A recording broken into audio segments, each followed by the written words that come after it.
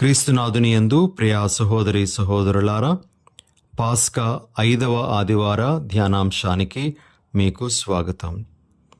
ఈ ఆదివారం నాడు మనము ధ్యానించటానికి మన ముందు ఉంచబడుతున్న సువార్త పఠనము యోహాను సువార్త 13వ అధ్యాయము 31 నుండి 35 వరకు ఉన్న వచనాలు. ఈ వాక్య భాగము యేసు ప్రభు కడరా భోజన సమయంలో శిష్యుల పాదాలు కడిగిన తరువాత తనను అప్పగించబోవాడు ఎవరో పరోక్షంగా తన అపోస్తులకు తెలియజేసిన తరువాత యూదా ఇస్కారియోతు వారి సమూహము నుండి బయటకు వెళ్ళిపోయిన తరువాత తన మిగతా శిష్యులకు యేసు ప్రభు తన మహిమను గురించి, అదేవిధంగా తాను ఇస్తున్నటువంటి ప్రేమ ఆజ్ఞ గురించి వారికి తెలియజేయడం మనం ఈనాటి సువార్త పఠనంలో ఆలకిస్తాం. యేసు ప్రభు ఇచ్చినటువంటి నూతన ప్రేమాజ్ఞను గురించి మనము ధ్యానించే ముందు ఒక చిన్న కథను మనము జ్ఞాపకం చేసుకుందాం. ఇది ఒక పాత కథే కానీ మరొకసారి ఈ కథలో ఉండేటువంటి విషయాలను మనము గ్రహించటానికి ప్రయత్నం చేద్దాం. ఒకసారి ఒక తండ్రి తన 2 ఏండ్ల కుమారుడిని ఒక గుర్రపు బగ్గీలో పెట్టుకొని తన ఇంటికి ప్రయాణమవుతాడు. ఎక్కడికో వెళ్ళి తిరిగి తన ఇంటికి వస్తూ ఉంటాడు. తాను తన యొక్క ఆ చిన్న కుమారుడు మాత్రమే ప్రయాణం చేస్తూ ఉన్నారు. అయితే వారు తమ ఊరికి వచ్చే ముందు ఒక అడవిని దాటాల్సి ఉంది. ఆ అడవి గుండా వారు ప్రయాణం చేసి తమ ఊరిలోనికి వారు ప్రవేశించాలి. ఆ తండ్రి తన కుమారునితో ఆ అడవి గుండా ప్రయాణం చేస్తూ ఉన్నప్పుడు అడవి మధ్యలోనికి ఆ బండి వచ్చినప్పుడు తండ్రికి కొన్ని తోడేళ్ల అరుపులు వినబడతాయి. ఆ అరుపులు విన్న తండ్రి ఇంకా వేగంగా తన బండిని తన ఊరి వైపు మరలించటానికి ప్రయత్నం చేస్తాడు. అయితే ఆ తోడేళ్ల గుంపు ఈ గుర్రపు బగ్గీకి చాలా దగ్గరగా వచ్చేస్తుంది. వాటి యొక్క అరుపులు చాలా భయంకరంగా ఉంటాయి.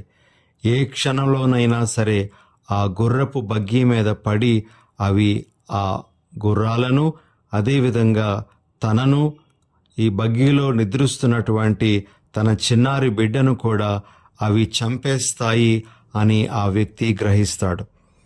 వెంటనే తనతో పాటు తన దగ్గర ఉండేటువంటి కొన్ని ఆహార పదార్థాలను ఆ తోడేళ్లకు విసిరేస్తాడు. అయితే వాటితో సంతృప్తి పడని ఆ తోడేళ్ళు ఆ గుర్రపు బగ్గీ వెంటబడుతూ ఉంటాయి. ఆ గుర్రపు బగ్గీ మీద పడడానికి శతవిధాల ప్రయత్నాలు చేస్తూ ఉంటాయి.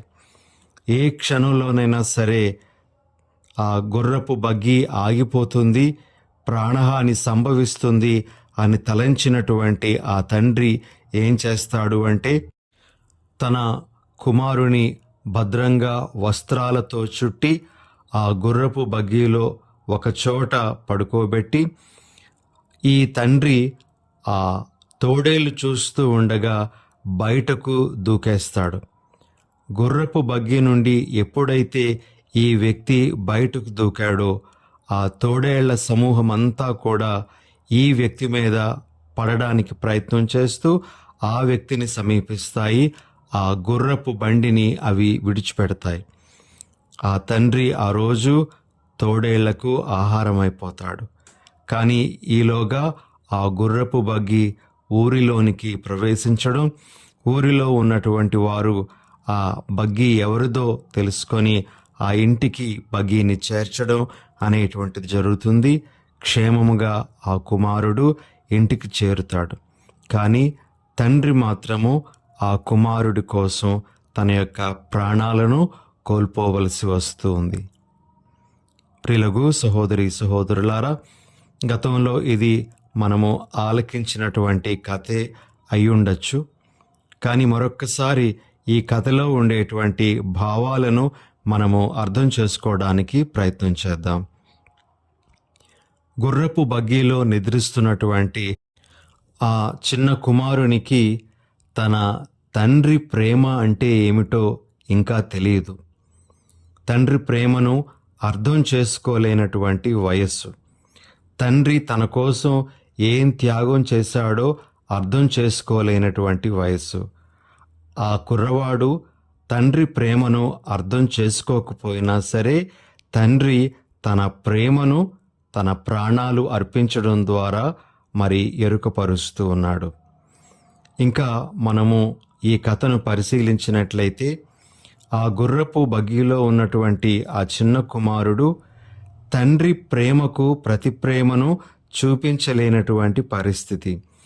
అయినప్పటికీ కూడా తండ్రి తన కుమారుని ఎంతగానో ప్రేమించి, తన శ్రేయస్సు కంటే తన కుమారుని శ్రేయస్సే ముఖ్యమని భావించి ఆ కుమారుడు కోసం తన యొక్క ప్రాణాలను అర్పించడం అనేటువంటిది జరుగుతూ ఉంది.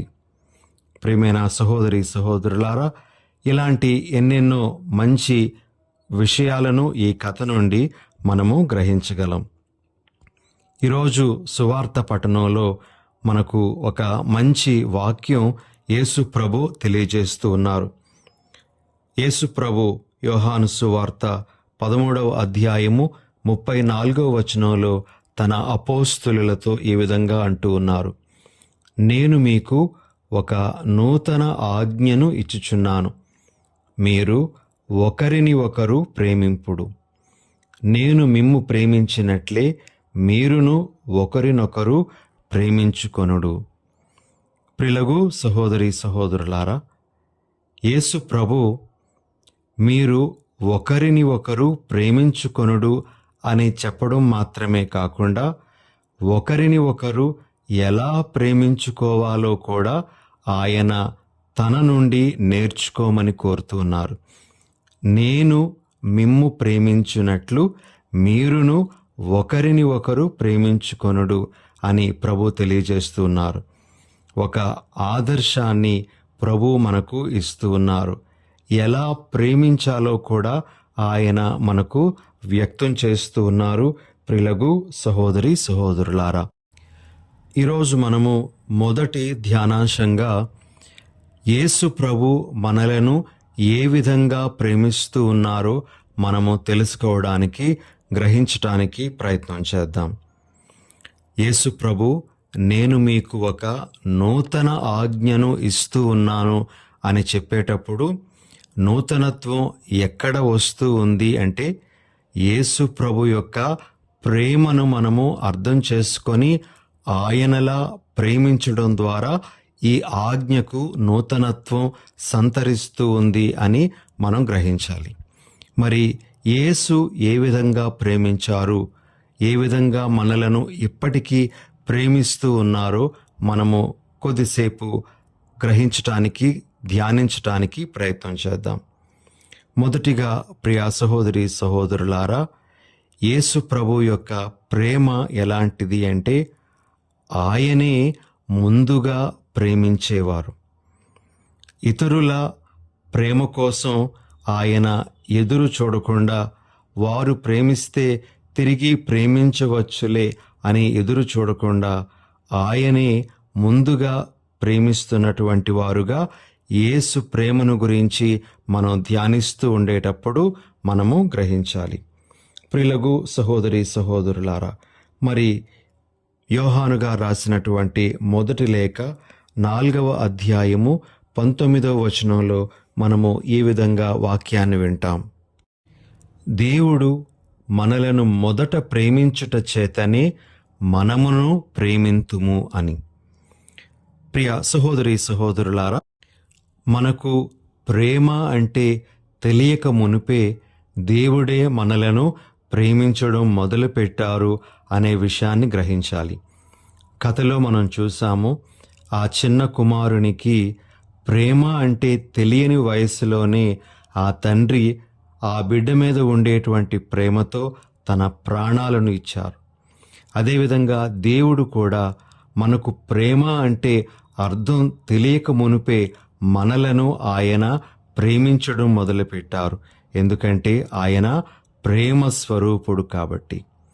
అదేవిధంగా ప్రియ సహోదరి సహోదరులారా, దేవుడు మనలను మొదట ప్రేమించుట అని మనం అర్థం చేసుకోవాలి అంటే, మనము పాపాత్ములంగా ఉండగానే, మనము ఆయనకు దూరస్థులంగా ఉండగానే ఆయన మనలను ప్రేమించడం అనేటువంటిది చేస్తూ ఉన్నారు.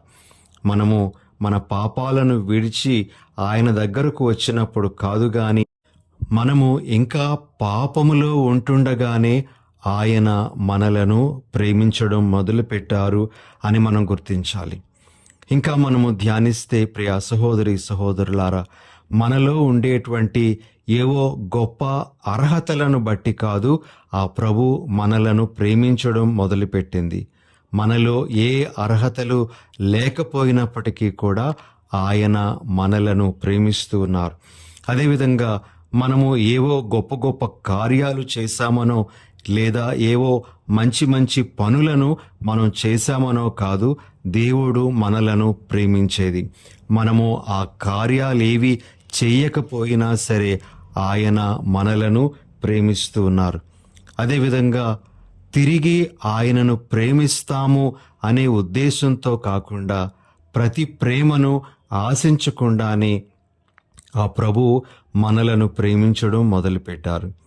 ఇది యేసు ప్రభు నాలా మీరు కూడా ప్రేమించండి అని చెప్పేటప్పుడు మనము గ్రహించాల్సినటువంటి మొదటి విషయం, ఆయన ముందుగానే ప్రేమించువాడు.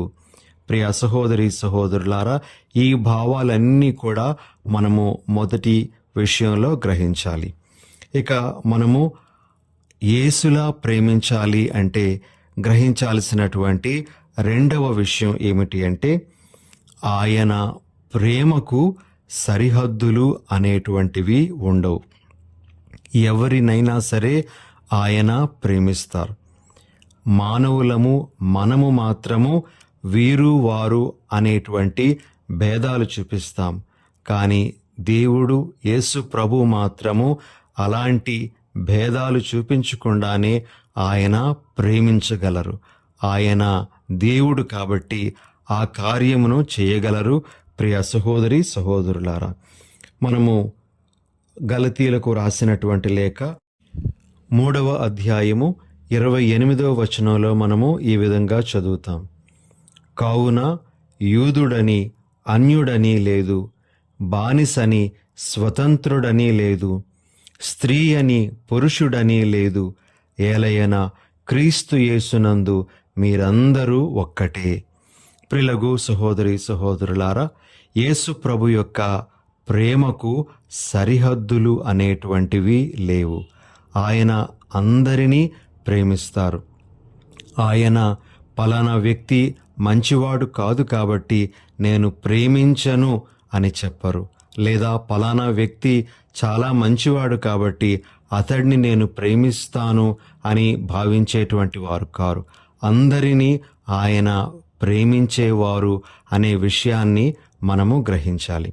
ప్రియ సహోదరి సహోదరులారా, మనము వ్యభిచారంలో పట్టుబడినటువంటి స్త్రీని యేసు ప్రభు దగ్గరకు తీసుకొని వచ్చినప్పుడు, మరి అందరూ ఆమెను విడిచి వెళ్ళిపోయిన తర్వాత ప్రభువు ఆమెను సంబోధించినటువంటి రీతి, అమ్మా, ఎవరునూ నీకు శిక్ష విధింపలేదా అని ప్రభు అంటారు. చూడండి ఎంత సున్నితంగా ప్రభువు ఆమెను సంబోధిస్తూ పిలుస్తూ ఉన్నారు. అమ్మా అని ఆయన ఆమెను పిలుస్తూ ఉన్నారు. ప్రియులగు సహోదరి సహోదరులారా, యేసు ప్రభు యొక్క ప్రేమకు సరిహద్దులు లేవు అని చెప్పటానికి ఇది ఒక తార్కాణంగా మనము తీసుకోవచ్చు. ప్రియ సహోదరి సహోదరులారా, అన్యులను, వెలివేయబడిన వారిని, శత్రువులను సైతము ప్రేమించినటువంటి వారు యేసు ప్రభు. అందుకే ఆయన, నేను మిమ్ము ప్రేమించినట్లు మీరును ఒకరిని ఒకరు ప్రేమించుకొనుడు అని చెప్తూ ఉన్నారు. సరిహద్దులు లేని ప్రేమతో మీరును ఒకరిని ఒకరు ప్రేమించుకొనండి అని ప్రభు తన శిష్యులకు ఆదేశిస్తూ ఉన్నారు. మరి 3వ విషయం, ప్రియులకు సహోదరి సహోదరులారా, నేను మిమ్ము ప్రేమించినట్లే మీరును ఒకరినొకరు ప్రేమించుకొనుడు అని ప్రభువు చెప్పినప్పుడు మనం గ్రహించాల్సినటువంటిది ఏమిటి అంటే, యేసు ప్రభు అనేకమైన శ్రమలను పొంది తన ప్రేమను వ్యక్తం చేయటానికి ప్రయత్నం చేశారు. తన ప్రేమను ఆయన తన శ్రమలలో కూడా వ్యక్తం చేశారు అని మనము గుర్తించాలి. ప్రియులకు సహోదరి సహోదరులారా, యేసు ప్రభు చెప్పినటువంటి ఒక మాట, యోహాను సువార్త 15వ అధ్యాయము 13వ వచనం మనందరికీ బాగా తెలిసినటువంటి వాక్యమే. తన స్నేహితుని కొరకు తన ప్రాణమును ధారపోయు వాని కంటే ఎక్కువ ప్రేమ గలవాడు ఎవడునూ లేడు అని ప్రభు అంటారు. తన ప్రేమను వ్యక్తం చేసే క్రమములో ఎన్ని శ్రమలు ఎదురైనా, ఎన్ని బాధలు ఎదురైనా ప్రభు వాటన్నింటికి సిద్ధమయ్యారు.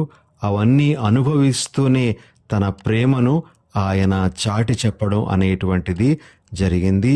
ప్రియ సహోదరి సహోదరులారా, కాబట్టి ప్రభు నేను మిమ్ము ప్రేమించినట్లే అని చెప్తూ ఉండేటప్పుడు, మనము ప్రేమించేటప్పుడు శ్రమలు ఎదురైన వాటికి ఏమాత్రము వెరువకుండా యేసులా ప్రేమించడం అనేటువంటిది మనం చేయగలగాలి అని ప్రభు మనకు ఈరోజు నేర్పిస్తూ ఉన్నారు. కాబట్టి ప్రియులకు సహోదరి సహోదరులారా, నేను మిమ్ము ప్రేమించినట్లే మీరును ఒకరిని ఒకరు ప్రేమించుకొనుడు అని ప్రభు చెప్తూ ఉండేటప్పుడు మనకి 3 ముఖ్యమైనటువంటి విషయాలు బోధపడుతూ ఉన్నాయి. మొట్టమొదటిది ఏమిటంటే, యేసు ప్రభువే మొదట ప్రేమించారు. ఆయన వేరే వారి యొక్క ప్రేమ కోసం ఎదురు చూడకుండా తానే ప్రేమించడం అనేటువంటిది మొదలు పెట్టారు. రెండవదిగా, ఆయన తన ప్రేమను వ్యక్తం చేసేటప్పుడు ఎటువంటి హద్దులు పెట్టుకోలేదు. సరిహద్దులు లేనటువంటిది ఆయన ప్రేమ. మూడవది, ఆయన తన ప్రేమను వ్యక్తం చేసే క్రమంలో అనేకమైన శ్రమలు అనుభవించాల్సి వచ్చినా వాటికి ఆయన ఏమాత్రం వెనుదీయలేదు. మనము యేసులా ప్రేమించాలి అంటే ఈ 3 విషయాలు మనం కూడా ఆచరించటానికి ప్రయత్నం చేయాలి. ప్రేమించడం అనేటువంటిది మన నుండే బయలుదేరాలి. వేరే వారు ప్రేమిస్తే అప్పుడు నేను ప్రేమిస్తాను అనేటువంటి ఆ విషయం కాకుండా మన నుండే ఆ ప్రేమ అనేటువంటిది బయలుదేరాలి అని ప్రభు మనకు తెలియజేస్తున్నారు. రెండవదిగా, మన ప్రేమకు సరిహద్దులు ఉండకూడదు అని. మరి ముఖ్యంగా మనకు మంచి చేసేటువంటి వారిని, మనతో బాగా ఉండేటువంటి వారిని మనం ప్రేమించడం కాదు, కానీ మనమంటే పడనటువంటి వారిని, మనకు దూరంగా ఉండేటువంటి వారిని, మనలను పట్టించుకోనటువంటి వారిని కూడా ప్రేమించగలగాలి. అపరిచితులను కూడా మనము ప్రేమించగలిగేటువంటి విధంగా ఉండాలి అని ప్రభు మనకు బోధిస్తూ ఉన్నారు. ఆఖరిగా, మన యొక్క ప్రేమను మనం వ్యక్తం చేస్తూ ఉండగా ఏమైనా శ్రమలు కష్టాలు ఎదురైనా వాటికి మనము వెరువకూడదు అని కూడా ప్రభు మనకు ఈరోజు తెలియజేస్తూ ఉన్నారు. ప్రియమైన సహోదరి సహోదరులారా, మనము ఈరోజు ఈ విషయాన్ని ధ్యానిస్తూ ఉండగా ప్రభు మనకు అందిస్తున్నటువంటి రెండవ ముఖ్యమైనటువంటి సందేశం ఏమిటి అంటే, మనము యేసు ప్రభు యొక్క అనుచరులము, శిష్యులము అని చెప్పుకోగలిగేది మనలో ఉండేటువంటి ప్రేమ ద్వారానే అని ప్రభు చాలా స్పష్టంగా చెప్తూ ఉన్నారు. ఈరోజు మనం ఆలకించినటువంటి సువార్త పఠనంలోని వాక్యాన్ని మనం మరొక్కసారి తీసుకుందాం. యోహాను సువార్త 13వ అధ్యాయము 35వ వచనం, మీరు పరస్పరము ప్రేమ కలిగి ఉన్నచో దానిని బట్టి మీరు నా శిష్యులు అని అందరూ తెలుసుకొందురు అని ప్రభు అంటున్నారు. ప్రియమైన సహోదరి సహోదరులారా, మనము చూపించే ప్రేమే మనలను క్రైస్తవులు కాదా అనేటువంటి విషయాన్ని నిరూపిస్తూ ఉంది అని ప్రభు మనకు చాలా స్పష్టంగా బోధిస్తున్నారు. కాబట్టి మనము దేవుని బిడ్డలము, క్రైస్తవులము అని గర్వంగా చెప్పుకోవాలి అంటే మనలో ఆ దేవుని యొక్క ప్రధాన లక్షణమైనటువంటి ప్రేమ అనేటువంటిది ఉండాలి. ప్రేమ లేనినాడు మనము ఎంతగా నేను దేవుని బిడ్డను అని, క్రైస్తవుడని అని చాటి చెప్పుకున్నా అదంతా కూడాను వట్టి మాటే. ప్రియ సహోదరి సహోదరులారా, ప్రేమ ద్వారా మాత్రమే మనము నిజమైనటువంటి క్రైస్తవులంగా గుర్తించబడాలి అని ప్రభు మనకు తెలియజేస్తూ ఉండగా, మరి మనము ప్రేమను కలిగి జీవించటానికి బైబిల్లో ఉండేటువంటి ఒక 2 వాక్యాలను మనము ఈరోజు తీసుకోవడానికి ప్రయత్నం చేద్దాం. మొదటిగా పౌలు గారు రోమీయులకు వ్రాసినటువంటి లేఖ 13వ అధ్యాయము 8వ వచనంలో ఈ విధంగా మనం చదువుతాం. తోడి వానిని ప్రేమించువాడు వానికి ఏ కీడును చెయ్యడు. ప్రిలగు సహోదరి సహోదరులారా, మనలో ప్రేమ ఉంది అని మనం చెప్పుకుంటే మనము ఎవరికి ఎటువంటి కీడు చేయకూడదు. మన మాటల ద్వారా కానీ, మన క్రియల ద్వారా కానీ ఎవరికి ఎటువంటి హాని మనం తలపెట్టకుండా ఉండాలి. అది మనలో ప్రేమ ఉంది అనే విషయాన్ని నిరూపిస్తూ ఉంది.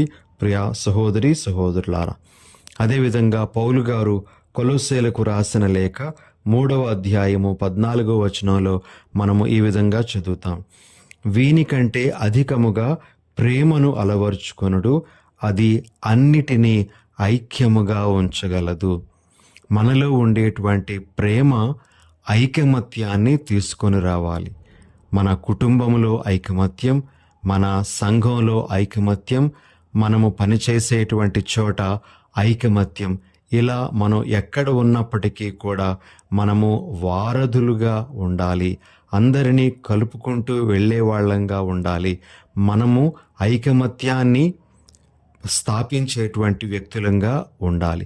అలా ఉంటే మనం నిజంగా క్రైస్తవులము, యేసు ప్రభు యొక్క శిష్యులము అని నిరూపించుకోవచ్చు అని ప్రభు మనకు ఈరోజు తెలియజేస్తూ ఉన్నారు.